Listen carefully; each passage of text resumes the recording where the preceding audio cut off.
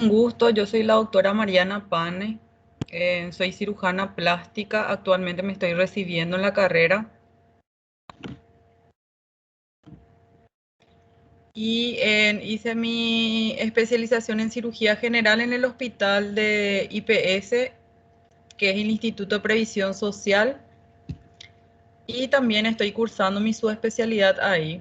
En realidad que por el tema de esta pandemia se prolongó hasta abril, entonces se me complica un poco con las clases porque debería haber terminado este febrero, pero ya son pocos meses. Bueno, entonces vamos a empezar la clase. Yo espero que les agrade cirugía. Es una carrera bastante gratificante. Es una carrera donde no deben de complicarse con los conceptos, es más bien práctico. Entonces, a mí es el hecho de que todo sea simplificado, es lo que más me llamó la atención, que aparte que las patologías que aqueja al paciente en la mayoría de las veces puede solucionarse, entonces generalmente le podemos dar un cierre a esa patología mediante un procedimiento. Entonces realmente es algo que captó mucho mi atención en el momento de ser estudiante, en el momento cuando estaba como ustedes. Mi primera clase de cirugía, bueno, ese día entendí por qué elegí la medicina, porque antes de eso estaba totalmente desorientada y confundida. Yo sé que algunos de ustedes estarán así. Y bueno, es una carrera que me captó desde el primer momento. Es mucho conocimiento de anatomía, de técnica, muchas horas de práctica en quirófano, pero finalmente tras el esfuerzo llega la posibilidad de ser cirujano y actualmente o sea, en la parte profesional estoy totalmente conforme con lo que conseguí. Entonces si alguno de ustedes le interesa la cirugía, no se desanimen, van a escuchar muchas versiones, pero finalmente es el trabajo de uno lo que le va a llevar al éxito final. Por contarle y para que me conozcan un poco, yo me recibí en la Universidad Católica de Asunción en cuarto curso, en que embarazada de mi primer bebé, rendí farmacología de 8 meses, mi final, y pensé que realmente iba a ser mucho más difícil poder terminar la carrera, pero con todo el empeño terminé como si no tuviera un hijo. ¿Por qué les cuento esto? Porque la carrera en sí es muy difícil para una mujer cuando tiene hijo, cuando tiene trabajo, cuando tiene familia. Y esa fue mi primera desilusión. Es como que me iba a costar la carrera un poco más. Es lo que pensaba al menos en ese momento. Pero me recibí sin ningún inconveniente. Después fue el quinto curso, mi internado. Y ahí fue donde la primera, ¿cómo les voy a decir? El primer límite que yo me puse, porque teniendo una bebé de 1 año, no, o sea, yo no me veía haciendo cirugía por las guardias, por la carga horaria, por las posguardias, por los castigos. Entonces decidí que iba a estudiar arduamente para rendir lo que nosotros conocemos como CONAREN, que en el país de Brasil es como la reválida, donde uno tiene que rendir para poder acceder a una plaza de residencia y después poder trabajar en los hospitales. Y pensando que por lo menos iba a hacer anestesiología, porque anestesiología es uno de los primeros lugares uno tiene que ocupar para poder acceder. Y estudié y me dio para poder entrar en anestesiología, pero el día de la elección de plazas ganó el amor por cirugía, me levanté y gracias a Dios dije cirugía general.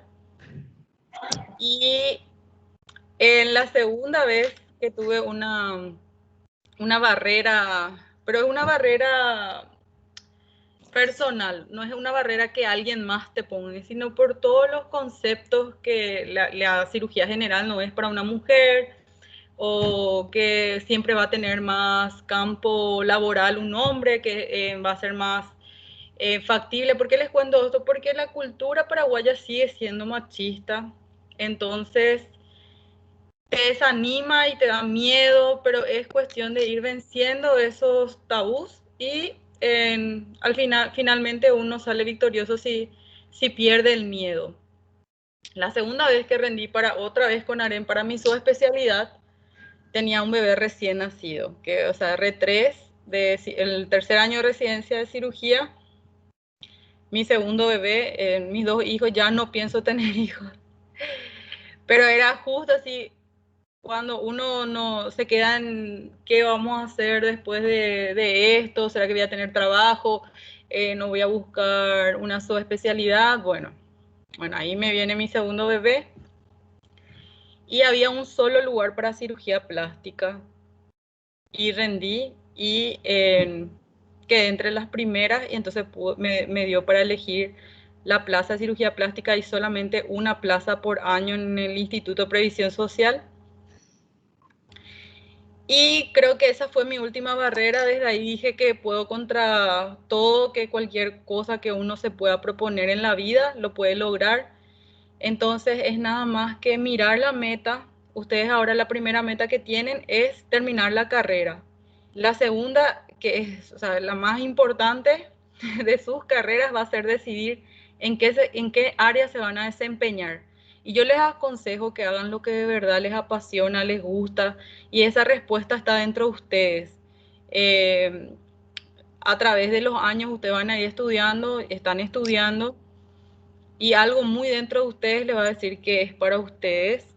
Nunca escuchen el ruido que pueda venir de otros profesionales, de familiares, porque finalmente el logro va a ser de ustedes. Simplemente tienen que mirar la meta. Si ustedes pueden visualizar la meta en sus mentes, van a llegar a ello, van a conseguir, incluso se van a sorprender de lo que son capaces. Y es una carrera bastante hermosa. No me arrepiento y les animo que desde ahora que son estudiantes tengan este entusiasmo, esta pasión, porque eso es lo que les va a llevar el día de mañana al éxito, en lo que ustedes elijan, así sea clínica médica, pediatría, traumatología, cirugía. Imagínense ya, o sea, estar en esa situación y bueno, llega, pero con mucho esfuerzo. Y ese esfuerzo es el momento donde ustedes están y yo quiero inculcarles lectura, presentación de trabajo, lectura de revista, investigación. Tanto es así que en mi segundo año de residencia de cirugía plástica presenté un trabajo a nivel internacional en el Congreso Ibero-Latinoamericano de quemaduras y saqué el primer puesto con mi presentación de trabajo. Entonces yo no me imaginaba el alcance que podía tener las decisiones que yo fui tomando, pero fue con mucho esfuerzo, con mucho cansancio, en las guardias con muchas lágrimas, con mucho abandono a mi familia, y eso siempre va a estar. Pero si ustedes miran con pasión, con amor, porque yo les cuento así como una anécdota, que cuando yo entro a quirófano, se acaban mis problemas, se acaba la vida exterior. Es el momento donde yo realmente eh, soy completamente cirujana y es cualquier tipo de depresión, problema, argelería se acaba en ese momento donde esté en la cirugía. Y si hacen eso en sus trabajos, en lo que ustedes, yo creo que siempre va a ser muy gratificante la carrera, pero tienen que saber qué es lo que quieren y perseguir, no tener miedo, no escuchar, nunca desanimarse por lo que le puedan llegar a decir.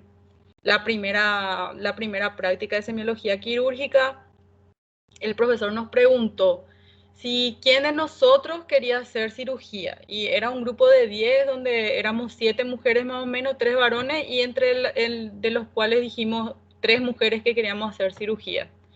Y nos dijo que mejor busquemos otra cosa que hacer, que no es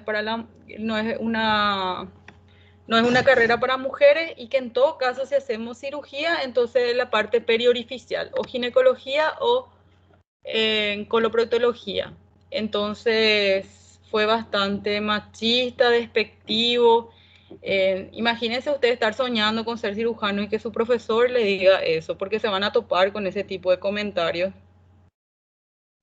Y yo me quedé con esa frase grabada, pero obviamente que mi carácter, porque la mujer cirujana tiene un carácter bastante especial, ya se van a dar cuenta en las guardias que les toque hacer, en las prácticas que vayan a tener. De repente somos muy egocéntricos, a mucha honra, o sea, estamos muy orgullosas de lo que nosotros conseguimos, y para que nosotros tengamos un lugar, eh, realmente batallamos con nuestro carácter, con nuestra actitud, con nuestra seguridad y con muchísima práctica. O sea, es operar todo el tiempo que otro esté, mientras tu compañero está durmiendo, bueno, yo voy a operar y no duermo y no como y no desayuno, pero estoy operando y estoy haciendo mi camino. O sea, siempre fue esa mi mentalidad y funciona. Les da mano, les da habilidad. Y acuérdense de eso, mientras otro esté durmiendo, ustedes pueden hacer su camino mientras. El día que fui residente de primer año, me tocó ayudarle a este doctor en quirófano en una videolaparoscopía de una gastrectomía, en donde todos éramos mujeres, el equipo, y solamente el cirujano era eh, él. Después estaba la anestesióloga, estaba la instrumentadora, la residente R3, R2, R1. Y me recordé de la frase y mirándole, sí, o sea, sin titubear ni sentirme menos, porque eso sí, yo nunca agaché la frente así, sea R1 interna. Ya, si algún día le toca la oportunidad de trabajar conmigo, van a saber lo que le digo.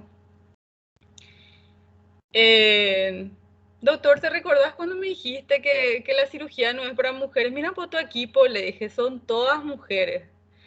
Y esta anécdota le cuento porque yo sé que va a ser muy difícil el camino, pero quiero compartir con ustedes el amor que yo le tengo a esta carrera, el amor que le tengo a la medicina, a los pacientes, que de repente hay muchas personas o muchos colegas que no le van a dar la atención adecuada a un paciente, pero tienen que ser ustedes eh, el punto donde el paciente pueda encontrar un alivio a sus dolencias. Porque los pacientes tienen cáncer, tienen familia, tienen miedo, tienen complejos. Y si se topan contra una pared, en vez de ayudarle a esas personas que vienen acudiendo a ustedes, porque siempre que acudan a ustedes es para aliviar alguna dolencia, ya sea física, ya sea mental, ya sea espiritual, ustedes tienen que recordar que la vocación de ustedes no es un apostolado, es un trabajo, pero el trabajo de ustedes es aliviar la dolencia del paciente. Entonces siempre van a tener que ser neutros, van a tener que ser fuertes y van a tener que aguantar mucho peso sobre la espalda, van a quererle a muchos de sus pacientes, van a sufrir, van a llorar la muerte de sus pacientes. Y, o sea, yo les dejo la mesa abierta y que si necesitan cualquier cosa, cualquier ayuda, yo estoy para eso y nunca les voy a negar. De repente sí tengo un día muy ocupado, de repente no les voy a contestar enseguida, no se vayan a desesperar, porque a veces tengo cirugía de 8, de 12 horas, salgo de un hospital, me voy al siguiente, porque estoy todavía en esa etapa donde estoy arrancando con mi carrera. Y otra de mis pasiones es enseñar, que hace 3 años estoy enseñando. Y nada, eso. Es como para introducción, que me conozcan, que no tengan miedo. Si tienen algún problema, me hablan. Si necesitan algo también, siempre que esté al alcance mío, voy a ayudarles. Y nada, ahora sí vamos a hablar un poco de lo que es semiología.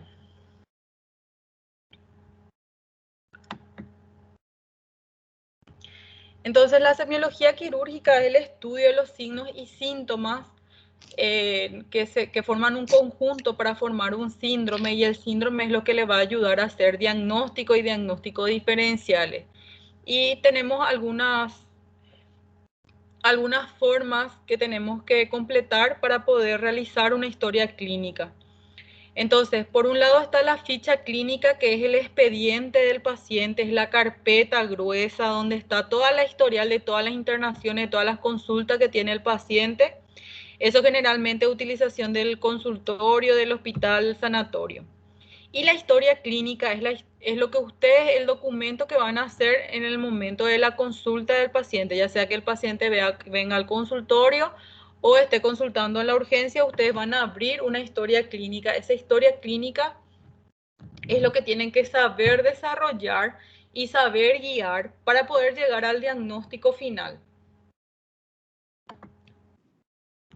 Entonces consta la historia de un interrogatorio hecho por el médico, un examen físico también realizado por el médico y el médico solicita métodos auxiliares de diagnóstico que, como su nombre lo dice, son métodos auxiliares, le ayudan a ustedes para poder comprobar o descartar un diagnóstico médico.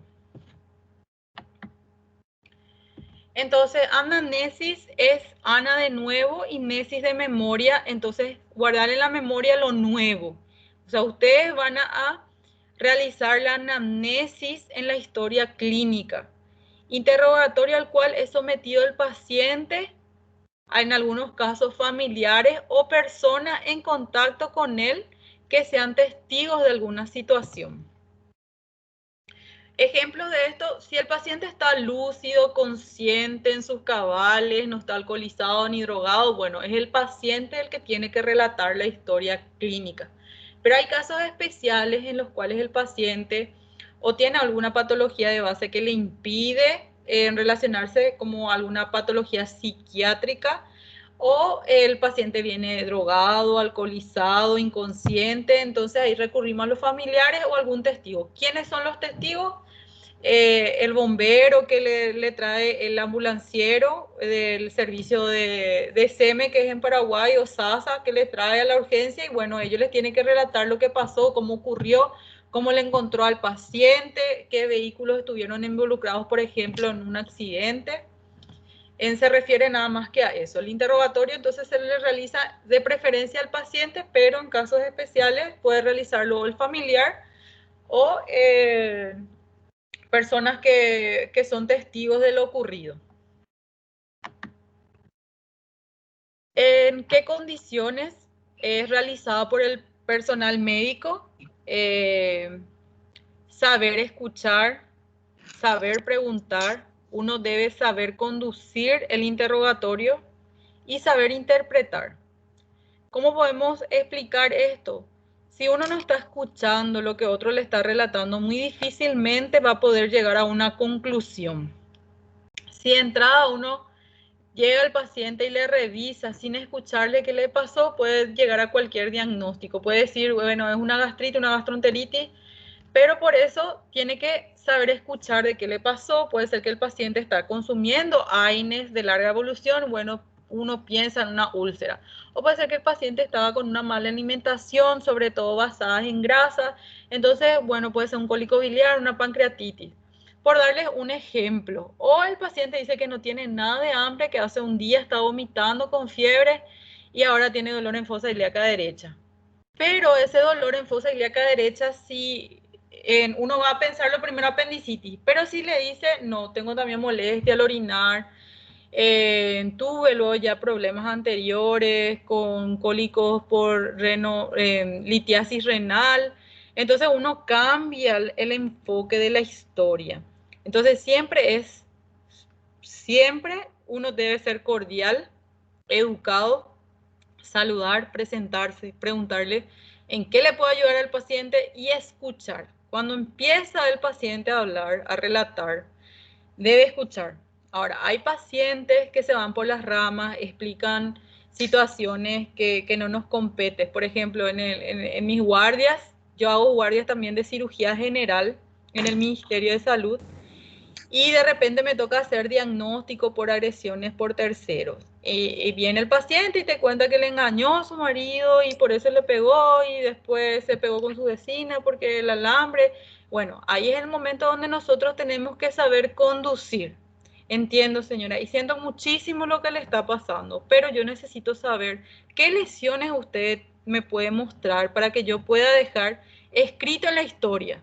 Esa es una forma inteligente y educada de poder conducir, no decirle, sabes que a mí, otro escenario, porque ya me tocó escuchar de otros colegas, sabes que a mí no me interesa eso, señora, yo solamente necesito saber dónde te lastimó. O sea, ¿quién, si que alguien que esté sufriendo va a querer contarle absolutamente nada de lo que le pasó si ustedes le hablan en ese tono?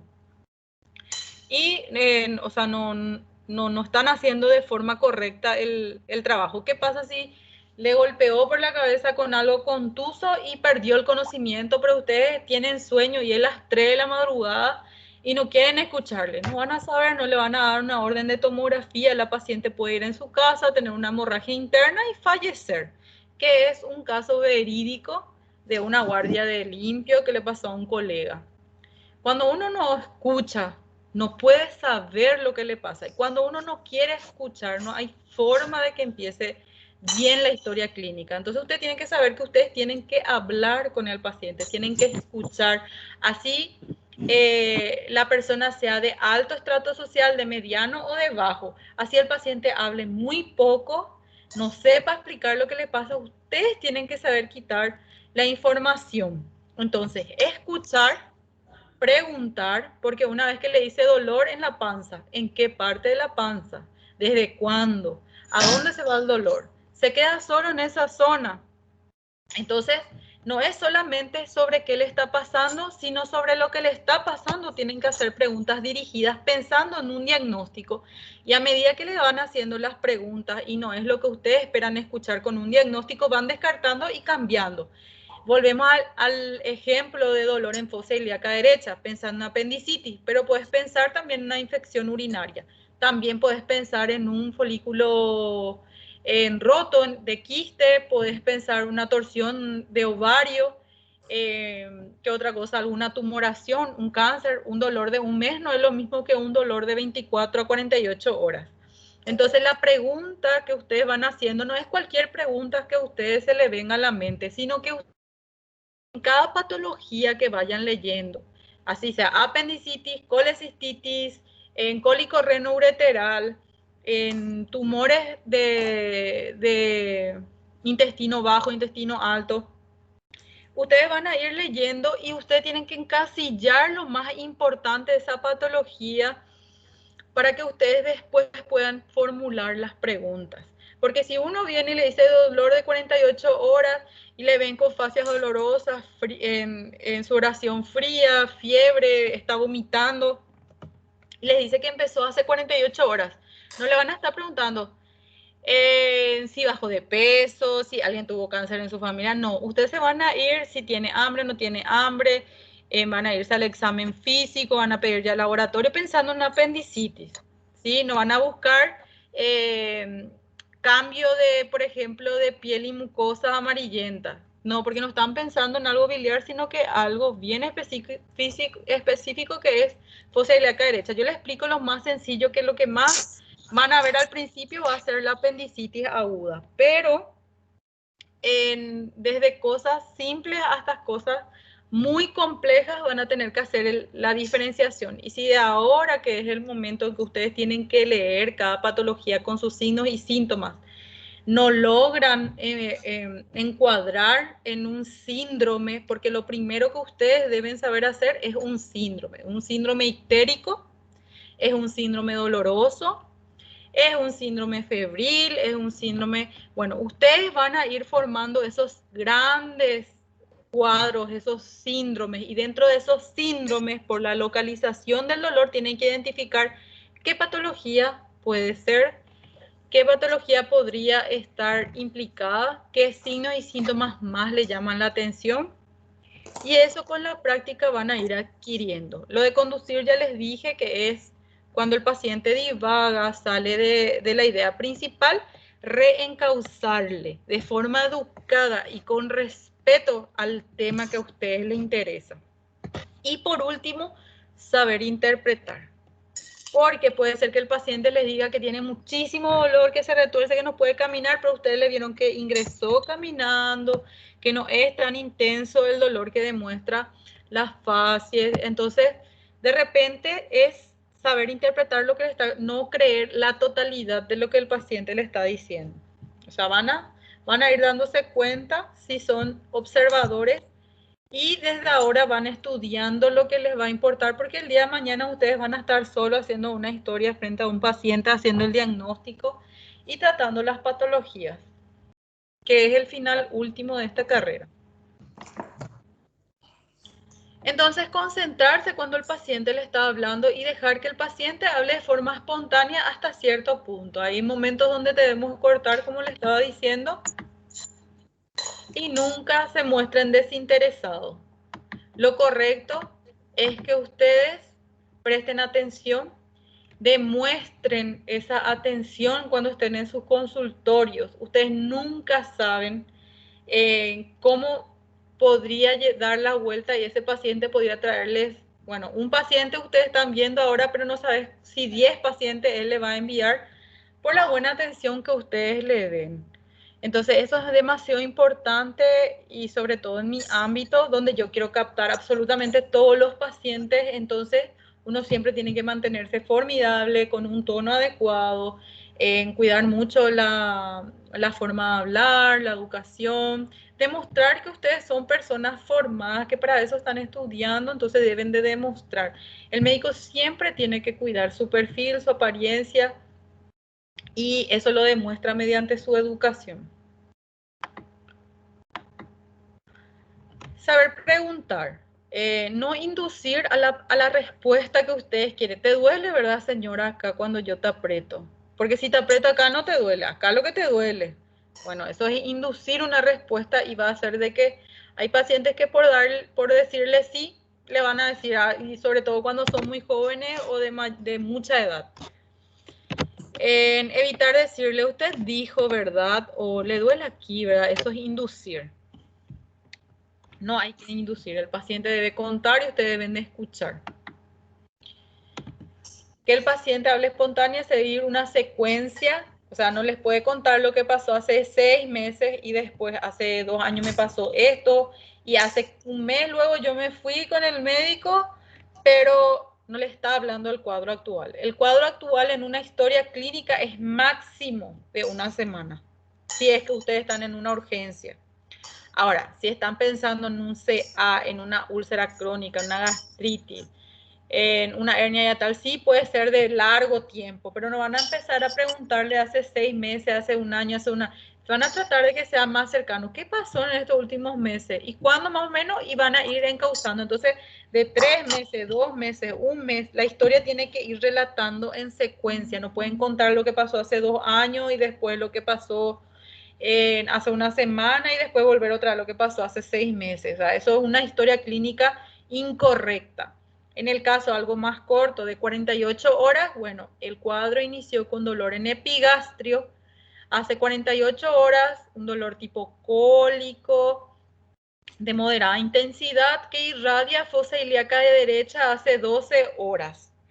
Paciente refiere que hace 6 horas se agrega al cuadro náuseas y vómitos y el dolor se vuelve más intenso, por lo que hace 1 hora decide acudir a la consulta. Y entonces eso va a ser la historia cronológica. Muy distinto sería que usted empiece la historia con que el paciente hace 1 hora decidió venir a la consulta y hace 48 horas le dolió en epigastrio, vomitó hace 1 hora y hace 6 meses se refirió que le dolió de la misma forma. Entonces, el siguiente médico que lea la historia clínica, ustedes no van a entender lo que ustedes quisieron decir. En cambio, en la apendicitis aguda existe una cronología de Murphy, que generalmente el dolor inicia en epigastrio para luego localizarse en fosa ilíaca derecha, se agrega náusea, vómito, se agrega fiebre, entonces esa cronología es lo que ustedes tienen que relatar. O que el paciente ingirió hace 24 horas gran cantidad de alimentos grasos, posterior a eso inició dolor en epigastrio que va a hipocondrio derecho, se acompaña náusea, vómito, el dolor va al dorso, y ahí ustedes ya van a ir pensando en una pancreatitis, por darle un ejemplo. Entonces, es muy importante que ustedes sigan una cronología. No pueden empezar hace 6 meses y terminar después con hace una semana y después, o sea, si van a hablar de meses, tienen que hacer la cronología de meses. Si van a hablar de semanas, entonces de días. Y si puede ser de horas. No pueden hablar meses, semanas y horas dentro de una historia, porque no va a tener sentido. Pero eso vamos a ir ejemplificando mejor.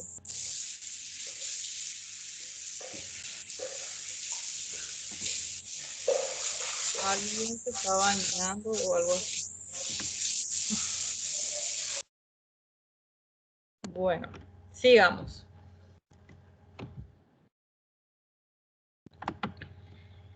Entonces, ¿a qué se refiere con saber interpretar? Dejar de lado las emociones relatadas por los pacientes, no creer todo lo que el paciente cuenta, aunque algunos autores recomiendan lo contrario. Ya se van a ir dando cuenta, de repente el paciente dice que tiene demasiado dolor, por ejemplo, algunos son dependientes de algunos fármacos y viene y finge un estado de ansiedad, pero cuando el paciente finge y con la práctica y la experiencia se van a dar cuenta cuando es cierto, cuando no es tan cierto y le va a generar dudas, entonces ahí tiene que investigar más. Y tener en cuenta datos relacionados a las consultas con otros colegas. Por eso es importante que esté la ficha clínica para que ustedes puedan hacer una revisión de lo que aconteció anteriormente con el paciente. Entonces, luego del interrogatorio, que lo básico de cómo deben realizarlo ya les expliqué, lo siguiente es el examen físico. Antes de realizar el examen físico es muy importante que ustedes pidan permiso. La otra persona es un ser individual totalmente independiente de ustedes que se merece todo el respeto.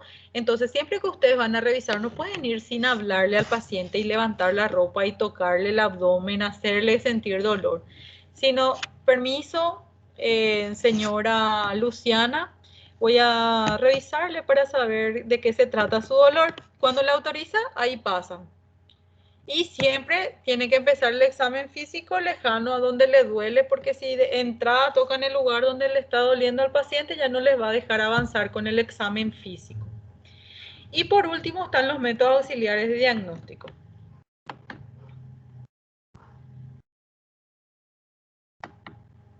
Bueno, el interrogatorio tiene que constar los datos de filiación, que es el nombre, la edad, número de cédula, a qué se dedica, si es casado, si es soltero. Lo siguiente es el motivo de consulta. ¿Qué le trae la consulta? Es lo que, por ejemplo, que el paciente puede ser que tenga en cambio de coloración de piel, tornándose amarillenta. También tiene orina oscura, pero lo que le trajo a consultar es que el dolor se hizo intenso. Entonces el motivo de consulta va a ser dolor abdominal o dolor en hipocondria derecho, dolor en dorso. Entonces el motivo de consulta es lo que le trajo a consultar con ustedes. Puede tener varios signos y síntomas, pero lo que hizo que el paciente venga a consultar con ustedes va a ser su motivo de consulta, que generalmente no puede ser varios, hasta dos en el caso de náuseas y vómitos, por ejemplo, o fiebre y dolor en fosa ilíaca derecha. Eso es aceptable, pero generalmente es una frase corta porque es un motivo específico lo que le trae a consultar. Antecedentes de la enfermedad actual es donde ustedes deben describir en orden cronológico lo que el paciente va relatando. El paciente va contando como un cuento lo que le pasó, lo que le pasa, lo que le duele, y ustedes ese cuento tienen que relatar de forma médica. Y eso es siguiendo los consejos que yo le había dado, hacer de forma cronológica, describir cada signo y síntoma que el paciente refiere. Porque usted no puede decir, el paciente dice que tiene náusea, vómito, fiebre y dolor abdominal, porque ahí no se entiende nada. El paciente tiene dolor, ¿qué tipo de dolor? ¿Dónde está localizado el dolor? ¿Dónde irradia? Si se atenúa o se acentúa, ¿qué atenúa el dolor? Se cede con analgésicos comunes, no cede con analgésicos comunes. Refiere náuseas en 3 oportunidades o refiere vómitos en 3 oportunidades precedidas o no de náuseas, de contenido bilioso, de contenido alimenticio, de contenido biliar, fecaloide, oscuro, refiere que vomita sangre. Entonces no es lo mismo ustedes que cuenten solamente los signos y síntomas, sino que cada signo y síntoma deben de saber describir. Eso es el, el fin de esta clase, que ustedes aprendan a poder identificar estos signos y síntomas importantes y que sepan describirlo en una historia clínica, porque luego de la semiología quirúrgica viene el diagnóstico y luego el tratamiento. Entonces, si no saben diagnosticar, no pueden hacer el tratamiento del paciente, no pueden ser cirujanos si no pueden llegar a un diagnóstico. ¿Cómo van a operar una apendicitis si no llegan al diagnóstico? ¿Cómo no van a operar una colecistitis, un cáncer si no pueden llegar al diagnóstico? Entonces, eso ya debe estar en su mente y eso van a lograrlo con la lectura y con la investigación, con la atención y con la organización. Tienen que ir organizando por patologías qué signos y síntomas, qué estudios es más importante en tal patología, en cómo empieza tal patología, qué define lo o qué diferencia lo agudo de lo crónico, por qué esto se presenta de esta forma y esto de tal. O sea, ese cuestionamiento de investigación, de curiosidad, eso es lo que le va a dar la habilidad de que ustedes puedan realizar un diagnóstico. Antecedentes de la enfermedad actual, entonces eso. Antecedentes remotos es en el caso de un cólico biliar o una colecistitis aguda, en que hace 3 meses refiere cuadro similar anterior. O sea, hace 3 meses ya tuvo una semana de dolor, se fue al hospital, se internó, ya tuvo eso. Entonces ya uno ya sabe que podría ser litiasis su problema actual. O en el cólico renoureteral, que sí, ahora está con mucho dolor y él ya tuvo y ya se le diagnosticó mediante una tomografía. Entonces, refiere cuadros similares anterior. Entonces, antecedente remoto de la enfermedad actual es eso. Patológicos personales, si el paciente es hipertenso, si es diabético, si es asmático. En cirugía es muy importante saber si es alérgico a algún medicamento, si tuvo ya alguna intervención quirúrgica, todo eso es importancia. Los hábitos fisiológicos, como está la diuresis, la catarsis, y hábitos viciosos, si es consumidor de alguna sustancia, si es fumador, tomador, todo eso importa. O sea, hay que dejar constatado en la historia. En el examen físico siempre debe iniciarse con signos vitales, ectoscopía, que es mirar cómo se encuentra el paciente, examen luego de la región afecta y examen físico general. En cirugía generalmente nos basamos en el área afecta. Generalmente, la mayoría de los casos es abdomen o tórax o algún miembro que tiene algún corte. Entonces siempre es la zona afecta lo que nosotros vamos. En clínica médica es todo. O sea, tienen que buscar desde el pelo hasta la uña del pie y tienen que describir toda la historia porque esa es la especialidad de clínica médica. Entonces, no es una historia igual a la historia de cirugía general. La historia de cirugía general es algo conciso y dirigido y bien así específico. No me vengan a describir en que pierde pelo, que tiene alopecia, en que tiene cicatriz en una pierna y la otra no, pero sí lo que le trajo al paciente es el dolor abdominal en epigastrio, hipocondrio derecho que irradia dorso. Entonces, lo que el cirujano busca es la región afecta generalmente. Y de repente si demasiado llama la atención algo en la historia, hay que colocar, por ejemplo, en el caso de que sea para una cirugía programada, por darles un ejemplo. Y el paciente tiene una orina patológica, pero él tiene que entrar a cirugía. Y ustedes no sé si saben, pero si un paciente va a ingresar a un quirófano para una cirugía programada, no puede tener infecciones ni regionales ni generalizadas, porque todo eso va a jugar en contra de la recuperación en el postoperatorio. Entonces el paciente tiene que estar óptimo para entrar a una cirugía. Pero en el caso de que el paciente, por ejemplo, haya tenido un traumatismo a nivel genital, a nivel urológico, y él cuente con una fístula, no va a haber ninguna orina con una fístula que vaya del recto a la vejiga. No, ninguna orina va a venir normal. Entonces eso no puede ser un motivo de suspensión de cirugía. Entonces, en ese caso es importante que aparte de describir la historia regional, la región afecta, también se describa ese evento.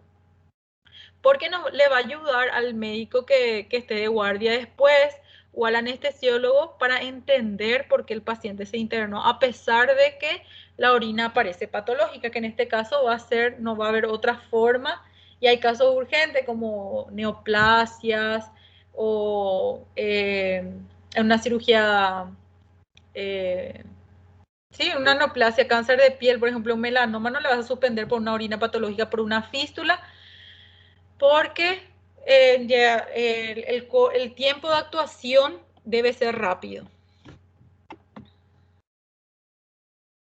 Ya hablamos de los datos de filiación, son los datos generales del paciente: nombre, apellido, sexo, edad, lugar de nacimiento, de dónde procede, ocupación, el número de cédula, en qué raza, en religión, en algunos casos.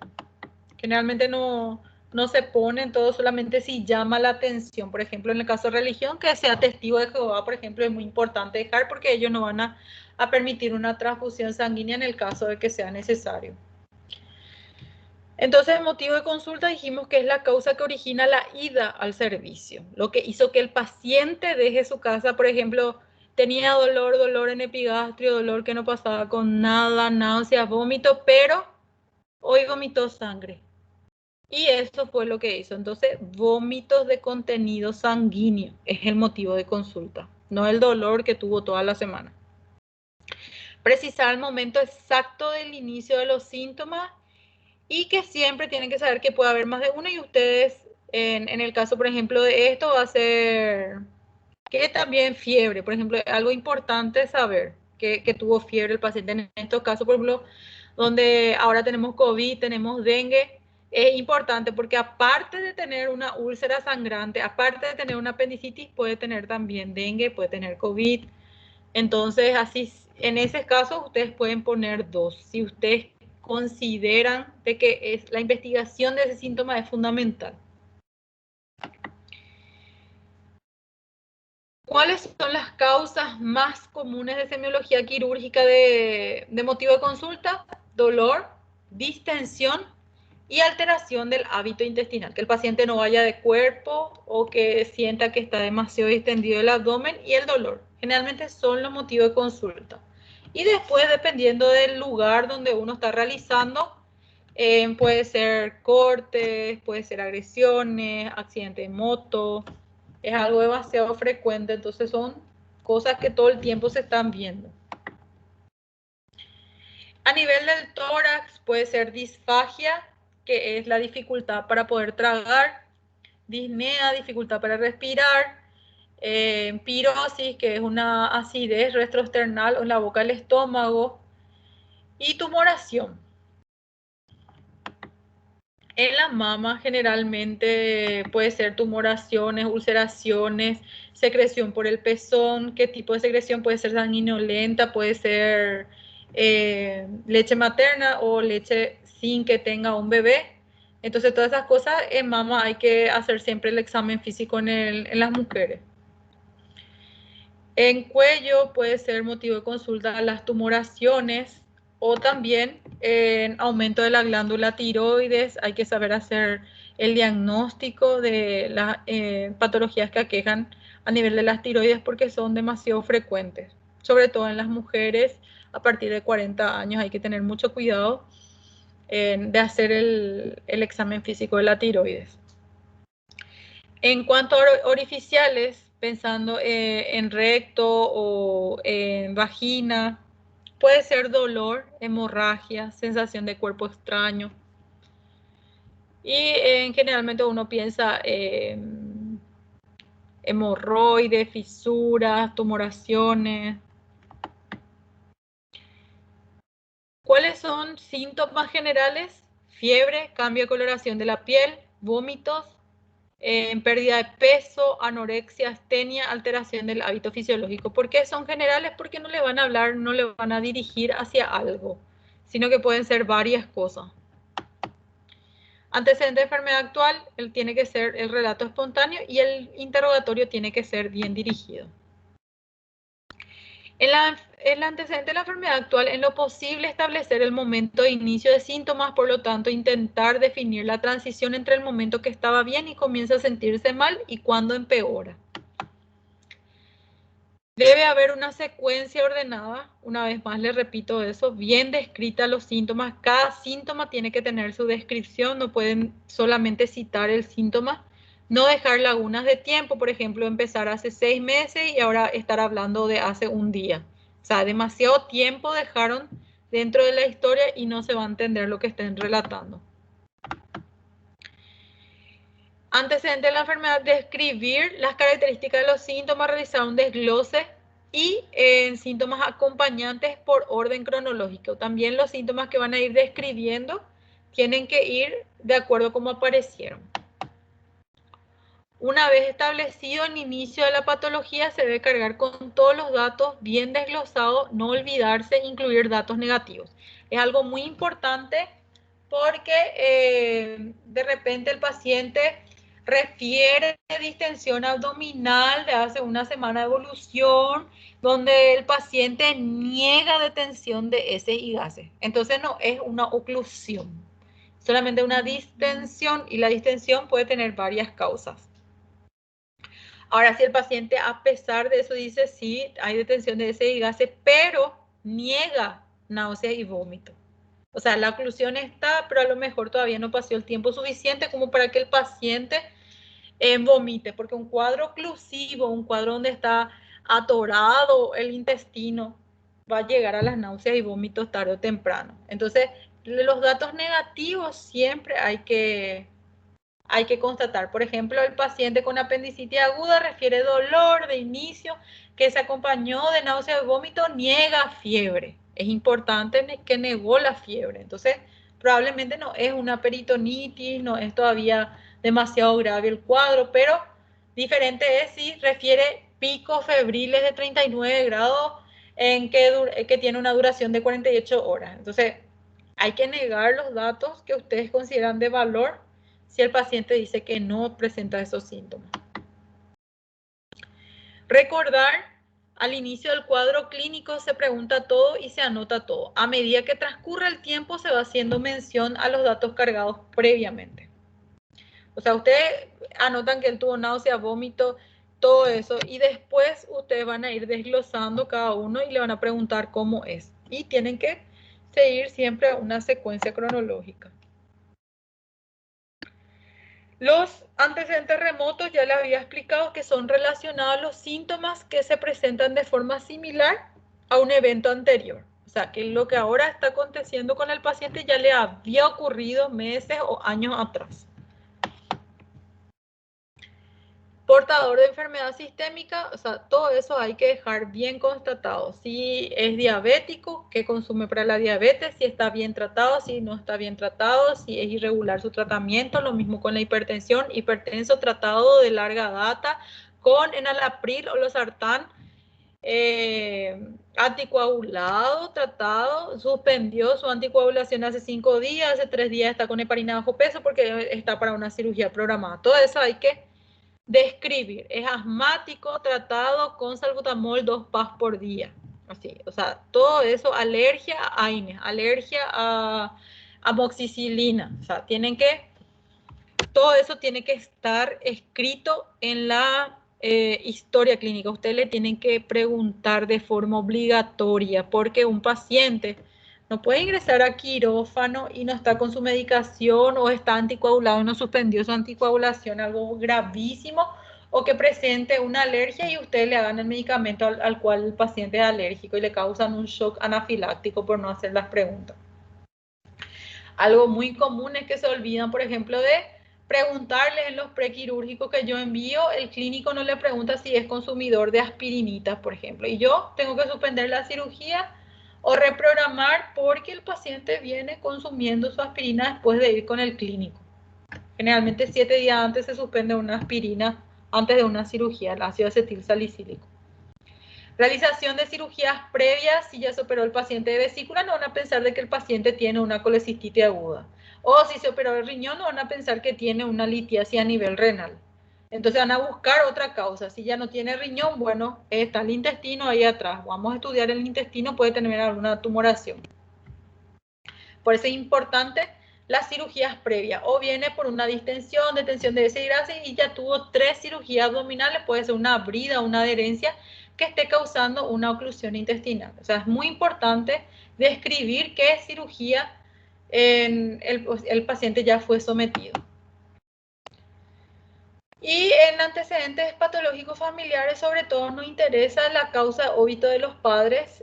Por ejemplo, si hubo antecedente de algún familiar de primero o de segundo grado que con patología neoplásica. Entonces ahí es muy importante porque si alguno de los padres, tíos o hermanos tiene alguna neoplasia, entonces vamos a sospechar una neoplasia y vamos a enfocarnos en estudiar eso. Por eso es muy importante. Ahora sí, si fue hipertenso, diabético, se murió de ACV, todas esas cosas generalmente no describimos porque eso le dejamos a los clínicos. Generalmente los clínicos sí hacen una historia más detallada de los familiares, pero a nosotros no nos compete. Generalmente somos bastante prácticos en la historia y cuando vayan a una urgencia de cirugía van a darse cuenta de por qué no podemos perder mucho tiempo en una historia clínica, porque tenemos que estar atendiendo pacientes graves, pacientes de urgencia, entrar a quirófano, salir de quirófano, hacer procedimientos, curaciones. Entonces, generalmente hacemos que la historia sea bastante práctica. Entonces, en antecedentes patológicos familiares lo que nos va a interesar es si algún familiar cercano tiene antecedente de neoplasia. En hábitos fisiológicos dijimos la diuresis. ¿Cómo está el color? Si hay una alteración en el color, en la cantidad es normal, si la fuerza de chorro disminuyó, por ejemplo, en eso vamos a pensar en pacientes que vienen por hernia y también tienen asociado un problema de próstata. Generalmente la hipertrofia prostática por la fuerza en la micción genera la hernia. Entonces, en ese caso, si tiene chorro corto, si el chorro antes era más lejano, ahora es más corto, entonces si es la misma fuerza o si sale entrecortado en caso de litiasis. Entonces, todo eso es importante que se describa porque va a tener relación. No le pueden operar o programar una hernia a una persona que tiene una enfermedad por hipertrofia prostática. Primero tiene que operarse de la hipertrofia y luego operarse de la hernia. ¿Por qué? Porque si se opera de la hernia y continúa con la hipertrofia prostática y con las dificultades para la micción, va a volver a herniarse el paciente que ya se operó. Y no vamos a estar haciéndole una ayuda al paciente. Lo mismo pasa en pacientes que son tosedores crónicos que fuman, tiene que dejar de fumar, irse al neumólogo, hacer su tratamiento para la tos crónica y luego operarse, porque si no se opera y se abren todos los puntos y vuelve a herniarse el paciente. Catarsis, si es que hay alteración en el hábito intestinal, si por ejemplo se iba todos los días de cuerpo, ahora no se va de cuerpo y después de 3 días tiene diarrea y después una semana no se va de cuerpo, después entonces hay una alteración en el hábito fisiológico. Y también algo muy importante es el cilindro, si tiene un grosor adecuado o si ahora es como cinta, como una cintita o esas caprinas que son en bolitas secas. Entonces eso es muy importante porque vamos a estar pensando ya en algo intestinal. Hay que describir eso. Hábitos viciosos, si es fumador, bebida alcohólica, otras sustancias como marihuana, cocaína, etc. A tener en cuenta. Para realizar la anamnesis y el examen físico, siempre el médico tiene que pararse a la derecha de la cama del paciente. Tratar al paciente de usted con respeto, no es amigo, no es vecino. Cuando ustedes están en su labor, es el paciente, es usted. Recordar y hablar con el paciente citando su nombre. Eso va a hacer mucho la diferencia, que ustedes pueden conocer el nombre de sus pacientes, por lo menos en el momento donde están haciendo la consulta y en el momento de su internación. Respeto al pudor del paciente, no levanten nomás sin pedirle permiso, coloquen una mampara, llévenle a una, si es posible, a una sala privada para hacer el examen físico. Por ejemplo, a veces el cirujano tiene que hacer tacto rectal, tacto vaginal, no puede hacer ahí entre 10 pacientes en la urgencia, sino que tiene que buscar un área apartada y respetar el pudor. En mi caso, a mí me toca, por ejemplo, hacer una cirugía de liposucción, dermoplastía, un aumento mamario, pero no por eso yo tengo que embolarle a mi paciente mientras está haciendo su anestesia o durante su recuperación, no. Durante la cirugía solo se expone lo que se va a operar y el resto tiene que ser resguardado. Hay que cuidar el pudor del paciente. Así como a ustedes les gustaría que se respete la privacidad de ustedes. Evitar interrupciones, por ejemplo, cuando van a hacer una consulta deben de tener el teléfono en silencio. No, por ejemplo, si están en un consultorio y ustedes ya saben que es un paciente delicado o es un caso problema que ustedes tienen con el paciente, entonces deben de cerrar la puerta con cerrojo en algunos casos como para que la licenciada o alguien no interrumpa. Solamente durante el momento donde van a hacer el examen físico, por ejemplo, hay que evitar interrupciones y entradas de personas, etcétera. Bueno, no sé si tienen alguna pregunta.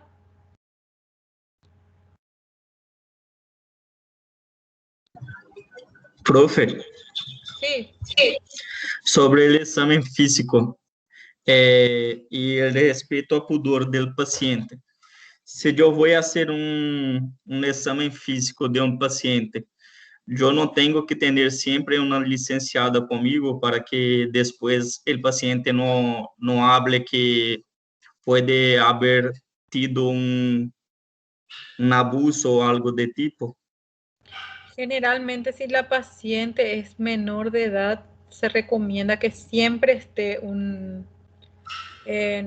licenciada o alguna persona del sexo femenino, algún testigo, no importa si es licenciado también, pero en esos casos hay que tener mucho cuidado. Incluso cuando son menores de edad, tienen que hacerle pasar a los padres para que los padres sean testigos del examen físico.